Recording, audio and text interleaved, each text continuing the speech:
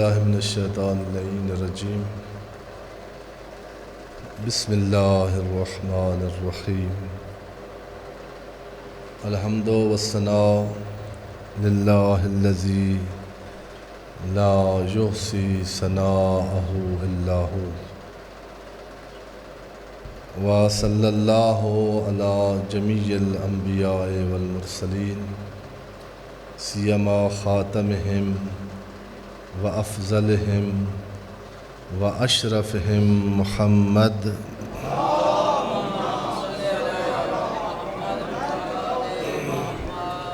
وعلی آلہ الاطیبین الانجمین لا سیما بقیۃ اللہ فی العالمین والارضین بہم نتولی ومن اعدائہم نتبرأ الی اللہ اوصیکم ونفسی عباد اللہ بتقوی اللہ اتقوا اللہ فإن خیر الزاد التقوی۔ میں سب سے پہلے اپنے آپ کو اور اس کے بعد آپ مومنین کرام اور حاضرین اعظام کی خدمت میں تقوی الہی جو اللہ نے ہماری زندگی کو محفوظ کرنے کے لیے ہمیں منشور زندگی عطا کیا ہے، اس کو یقین کے ساتھ اپنی زندگی میں اپنانے کی نصیحت کرتا ہوں۔ تقوی الہی کے ساتھ اپنی زندگی کا ہر برنامہ بنانے کی دعوت دیتا ہوں، اور تقوی الہی جیسے الہی قانون کو اپنا کر اپنے آپ کو ہلاکتوں سے بچانے کی نصیحت اور تلقین کرتا ہوں۔ بارہا عرض ہوا ہے کہ اگر یہ نماز جمعہ ہم اس کو بطور ایک کلاس لے لیں تو پھر بہت ساری باتیں دہرانے کی ضرورت نہیں پڑتی۔ بعض مطالب تو ایسے ہیں جس کو خود ٹیچنگ کے اصول یہ ہیں، جو قرآن مجید نے ہدایت کا اسلوب اپنایا ہے، یا قرآن مجید سے یا انسانی علوم سے جو پڑھانے یا ہدایت کرنے کا جن کے مثلاً والدین ہیں، مربیان ہیں، ٹیچرز ہیں، بعض چیزیں تو ایسی ہوتی ہیں جن کو تکرار کرنے کی ضرورت ہوتی ہے۔ لہذا ایک بات جو یعنی آپ کے کانوں کو اگر اچھی نہ لگتی ہو کہ ہر جمعہ پر ہی تقوی کی بات کیوں ہوتی ہے، تو اس کا جواب پہلے کئی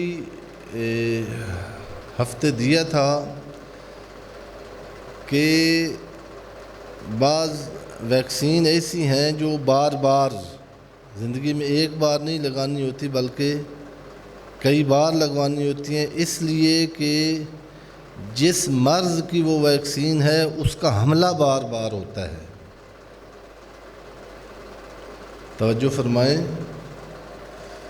قرآن مجید نے اتقوا اللہ اتقوا اللہ تتقوا اللہ اتقو، یہ جو بار بار کہا ہے وہ جس کی کلام ہے قرآن مجید، وہ اللہ دیکھ رہا ہے کہ یہ تقوی والی ویکسین اس لیے بار بار، بلکہ روایت کا مضمون یہ ہے کہ یہ نماز جو ہے، نماز یہ بھی میں نے وہ سورہ بقرہ سورہ فاتحہ کی تفسیر کے دروس میں یہ مطلب عرض کیا تھا کہ کوئی کہہ سکتا ہے کہ یہی سورہ فاتحہ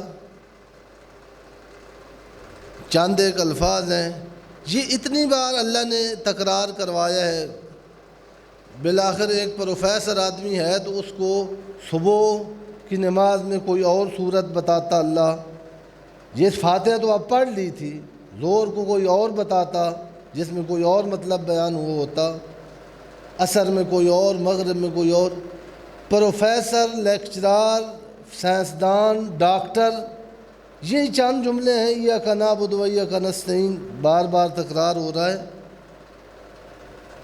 بعض اوقات ایسے خیالات آتے ہیں ذہن میں، اس کا جواب یہ ہے کہ آپ کو وہ جراثیم نظر نہیں آتے جو آپ نے صبح جو فاتحہ پڑھی تھی اور 2 رکعت، اس کو ان پر حملہ ہو رہا ہے سیکنڈ کے بعد، اور وہ جو آپ کے اندر قوت مدافعت پیدا کی تھی 2 رکعتوں نے، وہ 12 بجے تک ختم ہو گئی ہے۔ ایک دفعہ پھر آ کے آپ سر سجدے میں رکھیں مٹی پر، جتنے پیسے آپ کے پاس ہیں، جتنا اکاؤنٹ میں بیلنس پڑا ہوا ہے، یہ اکاؤنٹ میں پڑا ہوا بیلنس ایک بندگی کے خلاف ایک بہت بڑا وائرس ہے جو بندے کو فرعون بنا دیتا ہے۔ اور چھوٹی چھوٹی نعمتیں ہیں، ماہ مبارک رمضان کے دروس میں بھی عرض کیا تھا کہ یہ خود پیٹ یہ بندے کو اس کی بندگی لے کر چور بنا دیتا ہے، ڈاکو بنا دیتا ہے، خدا کے مقابلے میں لے آتا ہے۔ لہٰذا یہ نماز والی ویکسین 5 مرتبہ، یہ بھی میں نے عرض کیا کہ شیعہ محسوس نہ کریں، نمازوں کے وقت 5 ہیں، 3 نہیں ہیں۔ یہ 3 وقت بنا لینا یہ کوئی اچھی روٹین نہیں ہے۔ 5 وقت کی نمازیں 5 وقت میں اگر پڑھی جائیں، 5 نمازیں، وہ بہتر ہے۔ اور کیوں تکرار ہو رہی ہے؟ اس لیے کہ وہ جو ضرر پہنچانے والی چیز ہے، وہ جو تقوی ہے، تقوی کے مقابلے میں طغیان ہے، وہ طغیان بار بار حملہ کرتا ہے۔ اس طغیان کو ڈیمیج کرنے کے لیے پھر نماز پڑھیں، پھر ایاک نعبد و ایاک نستعین پڑھیں، پھر اہدنا الصراط المستقیم کہیں۔ ایک تو تکرار کا فلسفہ آپ کو عرض کیا کہ یہ ہے کہ بعض چیزیں ایسی ہیں جن کو تکرار کرنا چاہیے۔ ٹیچر بھی تکرار کرتا ہے، مربی بھی تکرار کرتا ہے، جو انبیاء ہیں وہ بھی تکرار کرتے ہیں، اولیاء اوصیاء بھی تکرار کرتے ہیں۔ بعض چیزیں جو یہاں یعنی تقوی کی تبیین میں بار بار کہیں نپٹتی ہیں، وہ یہ ہے کہ آپ جو اگلی صف میں ہوتے ہیں شاید ان کو نہیں، میں دیکھ رہا ہوتا ہوں کہ جب تقوی پر گفتگو ہو رہی تھی تو کتنے مومن تشریف فرما تھے، اور جب خطبہ ختم ہو گیا تو پھر مومنین صاحب جنہوں نے آنا ہوتا ہے آ جاتے ہیں۔ یہ باتیں مجھے تو آتی ہیں، جہاں کرنی ہوتی ہیں کہ مومنین کو سنائی جائیں، مومنین ہوں گے تو سنیں گے۔ اس لیے بھی بعض اوقات جو ہے تکرار کرنا۔ اب پھر جو بار بار میں نے سوال دہرایا ہے کہ ہم تقوی کی ضرورت محسوس نہیں کرتے، اگر کرتے ہوتے تو تقوی کی گفتگو جہاں ہوتی ہے، جمعے والے دن ہفتہ وار برنامہ ہے، سارے بندے اسی طرح آئے ہوئے ہوتے، جس طرح اور بہت ساری کسی کام میں تو لگے ہوئے ہیں، جنہوں نے جمعہ پڑھنا ہے، ابھی لیٹ آنا ہے، وہ ابھی کسی کام میں مصروف ہوں گے۔ لہذا اس کام کو اس کام سے بہتر انہوں نے سمجھا ہے، ذہن نے ان کو سگنل دیے کہ اس کی خیر ہے، وہ آخر میں بھی کیا جا سکتا ہے، اس کے بغیر گزارا نہیں ہوتا۔ سنیے، پہلے تو میری بات نہ آپ سمجھیے، میں نے پہلے سورہ جمعہ اور سورہ منافقون دونوں اس لیے میں نہیں پڑھتا جمعے میں کہ پھر جو ہے مومنین کو گرمی نہ ہو جائے، اور نہیں ہوتی جہاں سے پیسے ملنے ہوتے ہیں وہاں نہیں ہوتی، یہاں تھوڑی سی ایک رکعت میں ایک تسبیح زیادہ ہو جائے تو پھر مطلب یہ بھی اعتراض ہوتا ہے کہ نماز لمبی ہو جاتی ہے۔ یہ میرا نہیں ہے، سورہ جمعہ اور سورہ منافقون ہی پڑھنی چاہیے نماز جمعہ میں، مستحب ہے۔ میں جو نہیں پڑھتا ہو جاتی ہے نماز، لیکن وہ نماز نہیں ہوتی جو سورہ جمعہ اور منافقون والی ہوتی ہے۔ آپ کی جو ہے نرم و نازک مزاج جو ہے ان کو دیکھ کر ہر جمعہ یعنی کچھ نہ کچھ شارٹ کیا جاتا ہے۔ قرآن مجید نے انہی مومنین کو کہا ہے کہ آپ گھر بیٹھ کے یہ سورہ جمعہ اور منافقون پڑھیں نا۔ تو یہ جو بندہ سوچ رہا ہے کہ میں 12:30 بجے اگر جمعے پر گیا تو ادھر سے کام کا نقصان ہو جائے گا، انہی کو سورہ جمعہ کہہ رہی ہے، قل ما عند اللہ خیر من اللہو ومن التجارہ۔ واقعہ بھی ہوا تھا تاریخ اسلام میں، جب سورہ جمعہ کی یہ آیات نازل ہوئی کہ پیغمبر جمعہ پڑھا رہے تھے، صفیں لگی ہوئی تھیں، اور سستا مال آ گیا شام سے مدینہ میں، اور لوگ پیغمبر کی صفیں چھوڑ کر چلے گئے کہ ادھر تو پیغمبر لمبی نماز پڑھاتے ہیں، سورہ جمعہ اور منافقون ختم ہونے تک تو مال بک جائے گا۔ پیغمبر کھڑے تھے، یہ سورہ جمعہ میں ترجمہ 1-2 آیتوں کو پڑھ لوں۔ فَإِذَا قُضِيَتِ الصَّلَاةُ فَانتَشِرُوا فِي الْأَرْضِ وَابْتَغُوا مِنْ فَضْلِ اللَّهِ وَاذْكُرُوا اللَّهَ كَثِيرًا لَعَلَّكُمْ تُفْلِحُونَ إِذَا رَأَوْا تِجَارَةً أَوْ لَهْوًا، جب یہ تجارت اور لہو دیکھیں گے، ننفذوا إِلَيْهِ وَتَرَكُوكَ قَائِمًا، بھاگ جائیں گے ادھر اور تجھے کھڑا چھوڑ دیں گے۔ حبیب خدا کو فرمایا قل ما عند اللہ، یہ مسجد میں جو آنا ہے خیر من اللہو ومن التجارہ۔ اکثر کاموں کو جن کو ہم کہتے ہیں کہ میری معیشت اس کے ساتھ وابستہ ہے، قرآن مجید کہتا ہے یہی لہو ہے۔ لہو اس سرگرمی کو کہتے ہیں جو آدمی کو سرگرم کر لے اور اپنے مقصد کی طرف نہ جانے دے۔ مقصد جس سرگرمی کے پیچھے چھوٹ جائے، وہ بے شک سونے کی تجارت ہو، وہ لہو ہے۔ کتنے پیسے کھانے ہیں انسان نے، کتنا پیٹ ہے۔ یہ اپنے پاکستان کی تو ہر روز خبروں میں دیکھتے رہا کریں، یہ جو کام ہو رہے ہیں پاکستان کی تقدیر کے ساتھ، پاکستان جیسی پاک مملکت کے ساتھ یہ حکمران جو کر رہے ہیں، پیٹ کی خاطر کر رہے ہیں۔ ان سے پوچھیں آپ کے پاس پیٹ بھرنے کے لیے پیسے اللہ نے آپ کو کم دیے تھے؟ آپ کے بچوں کی میراث کم ہے جو پاکستان کے ساتھ غداری کر رہے ہو؟ اپنی ملت کے ساتھ، اپنی قوم کے ساتھ، شہیدوں کے خون کے ساتھ غداری کر رہے ہو پیٹ کی خاطر۔ کتنے پیسے چاہیے اس پیٹ کو پر کرنے کے لیے؟ یہی پیٹ اس مسکین اور مزدور کے ساتھ لگا ہوا ہے جو 1000 روپے دن کا پتہ نہیں اس کو ملتا ہے یا نہیں، اس کا بھی پیٹ فل ہو جاتا ہے۔ آپ اسی پیٹ کی خاطر پاکستان بیچ دیا آپ لوگوں نے۔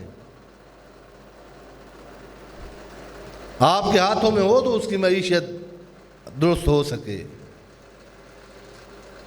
میں یہ عرض کرنا چاہتا تھا کہ کچھ چیزیں ہیں جو عقل کے ساتھ سمجھی جاتی ہیں، انبیاء نے کہی ہیں اور ہمارا عقل ان پر بہت اچھی طرح سمجھ سکتا ہے۔ مثال کے طور پر انبیاء نے کہا کہ آپ اپنے آبا کی نہ، یہ بھی بعض مومنین کو بہت سخت لگتا ہے جو جملہ، بڑے فخر کے ساتھ کہتے ہیں کہ ہمارے امام بارگاہ میں یہ رسم چلی آ رہی ہے، یہ تو میرا بابا کرتا تھا، میرا دادا کرتا تھے، اتنے سال ہو گئے اتنے سے سیج نکل رہی ہے، مہندی نکل رہی ہے۔ بھی آپ مسلمان ہو، آپ اہل بیت کے ماننے والے ہو، سیج اور مہندی یہ مکتب اہل بیت قرآن مجید ہے یا اہل بیت ہے؟ اہل بیت کے مکتب میں کہیں کوئی چھوٹی سی چھوٹی تاریخ اہل بیت کی نکالے کہ جناب امیر کی سیج یا مہندی تھی؟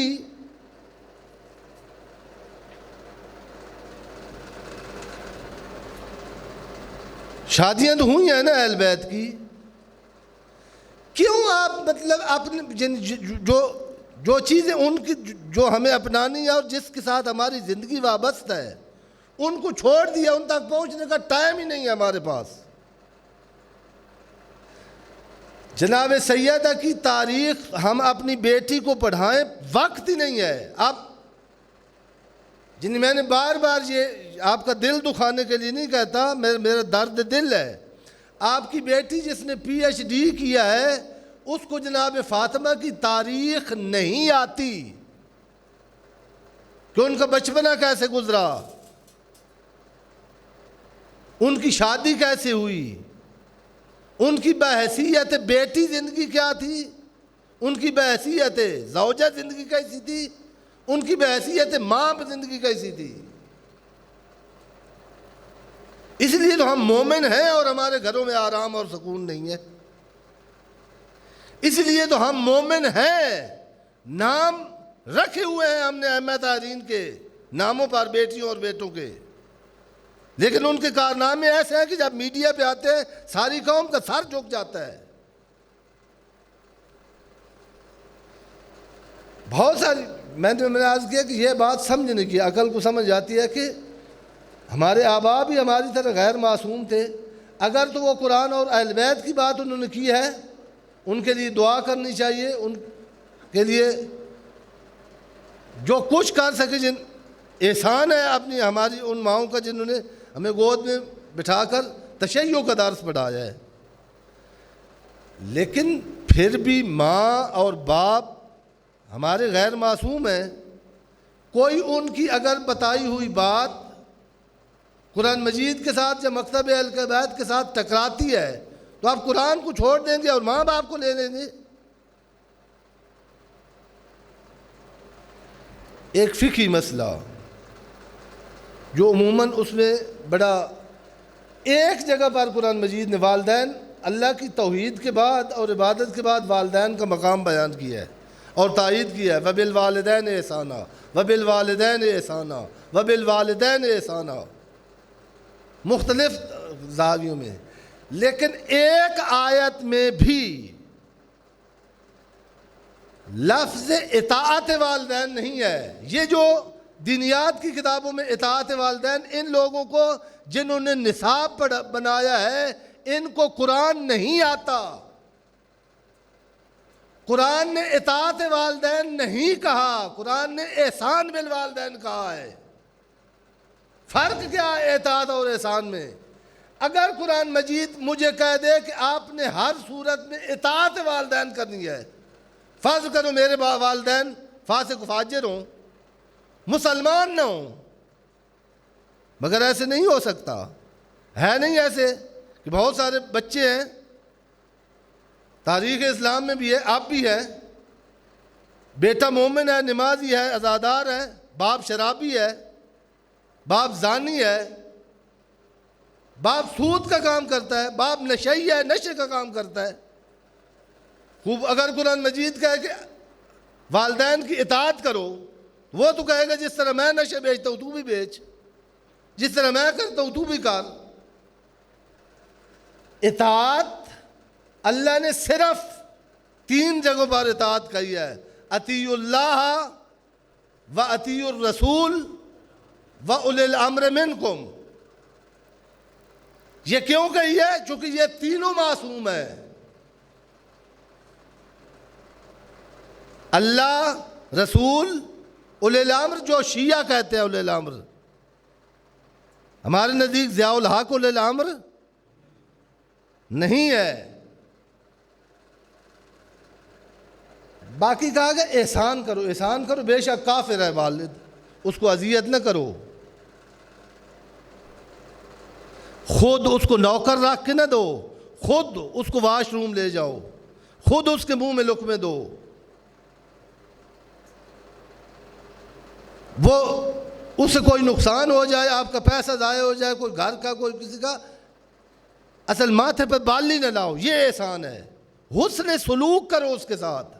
اطاعت اس کی اس لیے نہیں ہو سکتی کیونکہ اطاعت معصوم کی ہوتی ہے. کچھ چیزیں ہیں جو سمجھ آتی ہیں، میں نے عرض کیا کہ جو انبیاء لائے ہیں وہ سمجھ آتی ہیں. کچھ ایک اور باب ہے جو ان کا تعلق عقل سے نہیں ہے، دل سے ہے. انسان کے عقل اور دل دو چیزیں ہیں.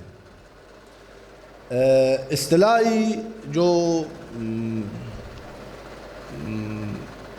اگر جو علمی کتابیں پڑھتے رہتے ہیں، عقل عملی ہے ایک، اور ایک عقل نظری ہے.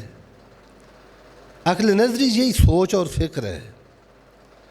عقل عملی ایک اور چیز ہے، وہ استدلال نہیں کرتا. علامہ اقبال نے بھی اشارہ کیا تھا کہ جو آگ میں کودا تھا وہ عقل نہیں تھا، وہ عقل نظری نہیں تھا. عقل نظری بچاتا ہے، وہ جب آگے سامنے آئے وہ کہتا ہے بچو، جس طرح ہو سکتا ہے جان بچانا ضروری ہے. ایک اور عقل ہے جس کو عقل عملی کہتے ہیں، دوسرے الفاظ میں دل بھی کہتے ہیں.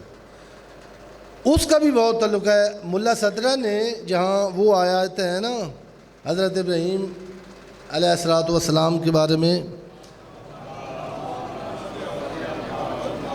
کہ انہوں نے فرمایا کہ یہ ستارہ میرا رب ہے، ابراہیم نے کہا. پھر جب وہ غروب ہوا تو کہا انی لم احب الآفلین. یہاں اکثر تقریباً سارے مفسرین نے ان سے پہلے یہی کہا کہ یہ حضرت ابراہیم نے ایک عقلی استدلال پیش کیا ہے. عقلی استدلال کہ دیکھو جی، ایک کو رب کہا، پھر جب وہ غروب ہوا تو لوگوں کی عقلوں کو جو جوڑا کہ جو غروب ہو جائے اس کو رب نہیں ماننا.